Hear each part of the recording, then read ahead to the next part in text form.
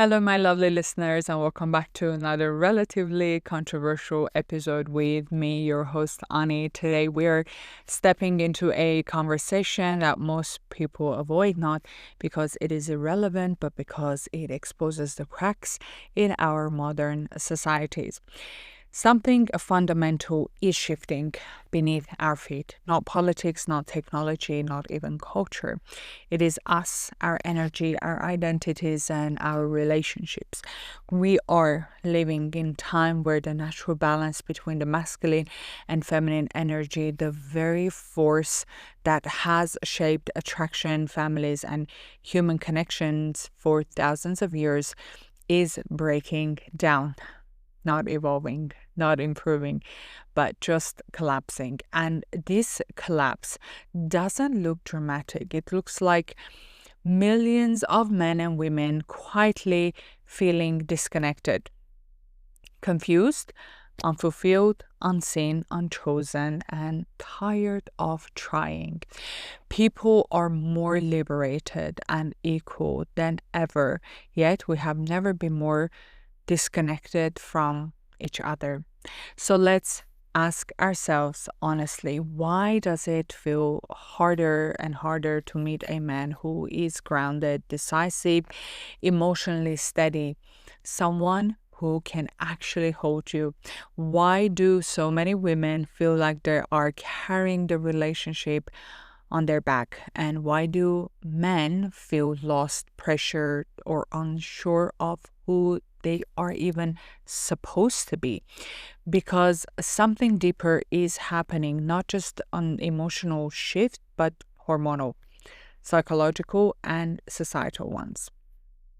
A silent remodeling of what it means to be a man and what it means to be a woman. And here's the real question nobody dares to ask. How do you build healthy love in a world that keeps erasing the very energies that creates attraction, safety, and polarity? Today, my lovelies, we are not doing just surface level talk. We're diving deep into the biological changes affecting confidence, desire, and dominance, the societal narratives that soften men and harden women, the identity crisis reshaping relationships, and how all of this affects attraction, intimacy, and your mental health. This isn't about blaming men or women. This is about exposing the invisible forces, reclaiming the natural polarity that makes love feel alive. So let's begin. Look around. You can feel it in dating culture, in marriages, even in casual conversations. The masculine, feminine polarity that once created attraction, protection, and natural partnership is dissolving. Men are becoming softer and not stronger. This isn't about men being emotional, because healthy masculinity has always included depth, empathy, and awareness. The problem is different. Men are becoming emotionally expressive without emotional stability. They feel more, but they hold less. They cry more, but they initiate less. They talk about their feelings, but struggle to take responsibility, make decisions, or anchor chaos. Emotions without grounding becomes instability, not connection. And the result? A man who expresses feeling but cannot lead himself, let alone lead a relationship. Women, on the other hand, are hardening, not because they want to, but because they have to. Women didn't wake up one day and say, I want to do everything by myself. I want to carry everything. I want to control everything. No, they adapted, because when masculine energy disappears, feminine energy goes into the survival mode. Women become strategic, hyper alert, over functioning, not out of empowerment, but out of necessity. Examples you see everywhere. She remembers everything, every detail. He forgets everything. She plans the future. He goes with the flow. She handles the emotional climate of the relationship. He shuts down or avoids. She's the anchor in the relationship and he's the variable. This dynamic creates an internal shift. Women lose their softness, receptivity, and emotional expression, not by choice, but because they no longer feel held. And when polarity dies, attraction dies with it, because polarity is that energetic tension between the opposites, direction and flow, structure and expression, grounding and expansion. This is not gendered, it is energetic. But in most heterosexual relationships, the man's masculine energy and woman's feminine energy creates this natural spark. When both become similar, soft, and uncertain, the relationship flatlines. And real world effects we're seeing everywhere, all those relationships that go nowhere, couples who are together but they're deeply lonely, women feeling emotionally drained and men feeling purposeless, sexual desires fading after a few months, relationship that turn into friendships, therapy, or co-parenting, but definitely not passion. So here's a controversial truth. Many relationships with men lacking masculine energy become emotionally pointless. Not because he's bad, but because she does the emotional heavy lifting. She sets the structure, she makes the plan, she anticipates problems, she regulates the emotional temperature of the relationship. She pushes the relationship forward and he becomes unintentionally a passenger in that relationship. Women today aren't choosing independence the way society sells it. Most of them are simply adapting to inconsistent men, passive men, indecisive men, emotionally fluid but directionless men, men who confuse softness with weakness and leadership with toxicity. Women step into masculine energy not because they have to, but because someone has to provide the direction, leadership, and certainty that the relationship is starving for. And once she takes that role, polarity collapses, resentment grows, desire fades. He feels criticized, she feels unsupported, and the relationship becomes a negotiation. Here's the biological alarm that is not widely talked about. Men today are facing a measurable documented drop in testosterone level, and not just older men, even young healthy men in their 20s and 30s are showing significantly lower level than their previous generations. And this isn't just internet talk, it's peer reviewed, large scale research. A US national data set from 1999 to 2016 found that the testosterone level declined across all age groups, including young adults. Multiple studies confirmed the same pattern. The average man today has less testosterone than his father and grandfather did, even when age, BMI, and lifestyle factors are controlled. And the possible causes are the environmental toxins, endocrine disruptors, obesity, poor sleep, stress, processed food, lack of physical activity. The modern lifestyle is just biologically hostile. And what does this actually mean? Testosterone isn't just about muscles or libido, it impacts the drive and ambition, risk-taking and confidence, decisiveness and leadership, energy, mood regulation, clarity, presence, the grounded, anchored masculine state. So when testosterone drops, something deeper collapses. Men feel unrooted, less initiated, less purposeful, more emotionally reactive, and less internally anchored. This isn't judgment. It's a generational issue. And what does this mean for a relationship? This biological shift blends directly into modern dating. Masculine energy becomes softer, passive, and confused. Feminine energy goes into overdrive, planning, leading, carrying everything. So attraction decreases because polarity collapses, not because men are bad. Again, this is not judgment, but because the energetic balance is biologically disrupted. When masculine structure fades, feminine energy becomes defensive instead of expressive. When there is no grounded pole, the feminine cannot relax, receive, or open. Intimacy becomes fragile. Desire becomes inconsistent. Relationships feel like friendships instead of unions. Some argue that this testosterone crisis is exaggerated. Others say lifestyle changes explains everything. Both are true, but neither changes the reality. Modern men are struggling with identity, modern women are struggling with safety, and relationships are paying the price. This isn't about going back in time. It's about restoring the energetic architecture that makes love feel alive. So here is where it gets even more complicated and more controversial. Beyond biology, there is a cultural movement reshaping how men and women relate to themselves and each other.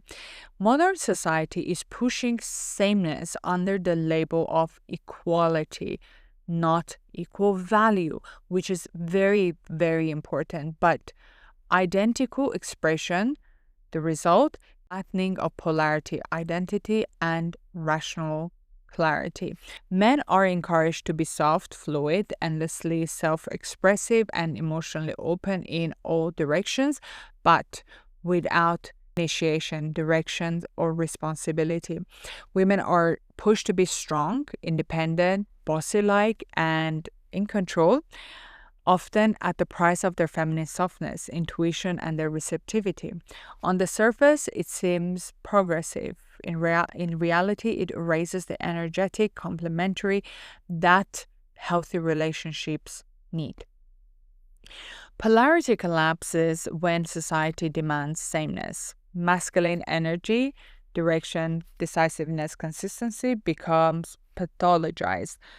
Feminine energy, which is intuition, receptivity, emotional wisdom, becomes diminished or mocked. Both genders end up disconnected from their natural strengths. And what are the real world consequences? Men experience an identity crisis. Many men feel confused about how to be a man without being labeled as toxic, unsure when to lead, when to express, when to initiate, emotionally heavy but structurally collapsed, overwhelmed by the expectations to the both sensitive and strong at the same time. When polarity collapses, relationships become transactional instead of intimate, performative instead of soulful, strategic instead of instinctive, numb instead of passionate. Mental health impact is that multiple psychological reviews show rising rates of loneliness, anxiety, and emotional detachment, especially among young adults, correlating with changes in identity roles and relational expectations. Sociocultural examples are dating apps encourage infinite choices but zero commitment. Everyone is talking, but no one is connecting. Everyone is emotionally aware, but no one feels safe. What's the deeper systemic agenda? In my opinion, this isn't accidental. Cultural theorists and even Jungian psychologists highlight a trend. A system benefit when individuals are disconnected from self, from instincts, and from each other. A society with weakened masculine structure, feminine intuition, and relational polarity becomes easier to influence, market to and control. When both energies lose their essence, relationships lose their magnetism and people become more dependent on external systems instead of internal connection. This is not an attack on gender expression. It's a recognition that human attraction thrives on polarity, not sameness. True equality honors differences, but today's culture often demands we erase them, and that erasure is costing us connection, passion, mental health, and relational clarity. So when polarity collapses, it doesn't just affect relationship, it hits the psyche, the nervous system, and the deepest layers of our identities. The emotional consequences are not abstract. They show up in people's mental health. Every single day, men, anxiety, depression, quiet collapse. Many modern men feel directionless and unneeded, unsure of their role, disconnected from their own masculine instinct, guilty for wanting to lead, ashamed for wanting dominance, structure, or drive. This creates a psychological split. They feel masculine energy inside, but the society tells them that it's wrong, outdated, or toxic. Research shows that rates of depression and anxiety in young men have risen sharply in this last decade. Men with lower testosterone are significantly more likely to report fatigue, depression, mood instability, and low motivation, according to Harvard Men's Health Review. And women, emotional overload, burnout, masculine shielding. Women often internalize the pressure to lead, organize, initiate, handle communication, to hold emotional space, take responsibility for the state of the relationship. This is not empowerment, this is overfunctioning. Over time, this causes emotional burnout, resentment, hormonal imbalance, chronic stress, elevated cortisol, lowered estrogen progesterone balance, loss of softness and receptivity. Disconnections from their feminine essence. Women were told they could have it all, but nobody told them they would have to do it all alone. And the sexual fallout, lowered libido and passion. This is where it gets even more raw. When women stay in masculine mode for too long and men collapse into passive or uncertain energy, desires die. The body knows the truth even when the mind lies. Women naturally lose libido when they feel unsafe, unseen, unsupported, forced to lead. Men lose drive when they feel emasculated, directionless, disconnected from their masculine core, and sex become an obligation, a negotiation, or disappears altogether, not because the couple fell out of love, but because polarity collapsed. And the new emotional void, people are lonelier than ever, more single than ever, more disconnected than ever, even when they are together. Couples are physically present but emotionally absent. Even successful, equal, liberated relationships often feel hollow. The body keeps the score, the heart keeps the score. And when both masculine and feminine energies are suppressed, humans lose the instinctive dance that creates connection, passion, and meaning. Neither is thriving, both are hurting, but the system profits. Dating apps, pornography, therapy cycles, pharmaceuticals, escapism industries, endless self-help content, consumerism that suits emptiness. Broken polarity is profitable. Balanced polarity is powerful, and therefore it is discouraged. This isn't despair. It's a mirror, a cultural moment calling us to reconsider what happens when masculine and feminine energies are flattened into sameness. Polarity isn't a rule. It's a natural phenomenon, psychological, biological, and energetic force that shows up in attraction, creativity, leadership, and emotional harmony. We're not telling anyone who to be. We're asking what we lost and how we can balance that collapsed energy. I want to be clear on one thing. This is not a guidebook for how men should behave. This is just an exploration of patterns that influence relationships and well-being. Many men today feel caught between two extremes. Be sensitive, do not dominate, express emotions, be soft, lead, but not too much. And the result is a quiet identity crisis. And here's what the data psychology and lived experience suggests, not as demand, but as observation. Leadership does not cancel sensitivity. A man who takes initiative, makes decisions, communicates intentions, being emotionally and is emotionally present often creates relational stability, not because women need a leader, but because directional energy has always complemented receptive energy. A man who plans, communicates, and shows up with presence creates polarity and emotional safety, and who avoids decisions, stays passive, or withdraws emotionally often triggers frustration, burnout, or confusion in women. This is not judgment, this is simply observed patterns.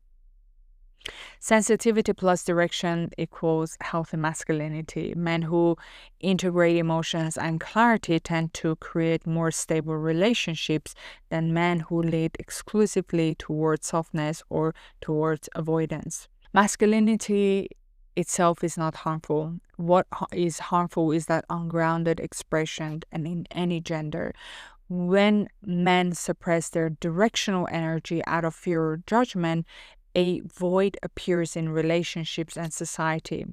This isn't about dominance, this is about balance.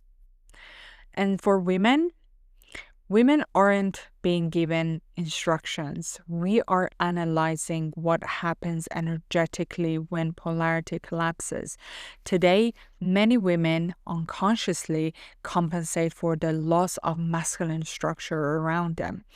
They play more, they plan more, they organize more, they lead more, they carry the emotional labor, become both partners in the relationship, not because, again, they want to, but because someone has to.